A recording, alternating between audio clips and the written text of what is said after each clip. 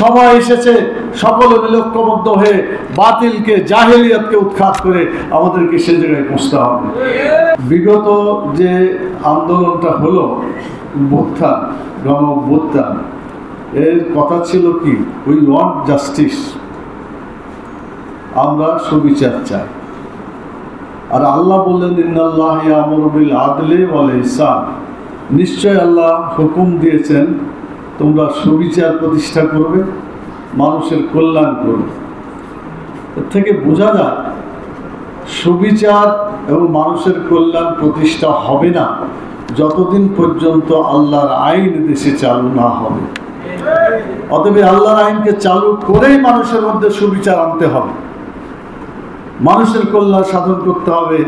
কেবলমাত্র একমাত্র শুধুমাত্র ইসলাম এবং ইসলামী বিধানকে বাংলাদেশের মাটিতে কায়েম করতে হবে ইনশাআল্লাহ। সেই লক্ষ্যে বাংলাদেশ জামাত ইসলামী, ইসলামী ছাত্র শিবির থেকে শুরু করে আজকে যারা ইসলাম নিয়ে বাংলাদেশে কাজ করছেন সবাইকে ঐক্যবদ্ধ করে এই কাজটা আমাদের করতে হবে। 54 বছর ধরে তারা আমাদেরকে শোষণ করেছে, শাসন করেছে, জুলুম করেছে, অত্যাচার করেছে।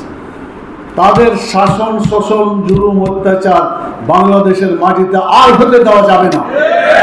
সেজন্য আজকে বাংলাদেশের প্রত্যেকটা মসজিদের ইমাম, খতিব এবং মুয়াজ্জিন থেকে শুরু করে যারা মাদ্রাসায় শিক্ষকতা করেন, এই ধরনের যারা কোরআন শিক্ষিত লোক আছেন, আমরা মনে করি ইমাম এবং খতিব তাদের হওয়ার যোগ্যতা আছে এবং এই যোগ্যতা সম্পন্ন লোকদেরকে ঐক্যবদ্ধ করতে হবে।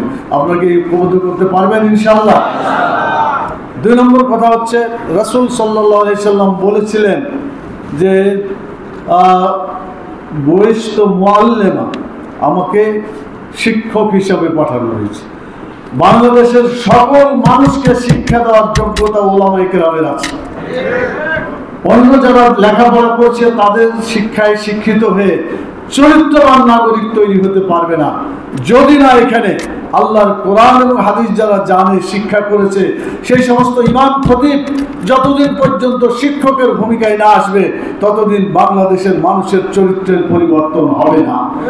সেই চরিত্রের পরিবর্তন করার জন্য আপনাদেরকে আমি আহ্বান করছি।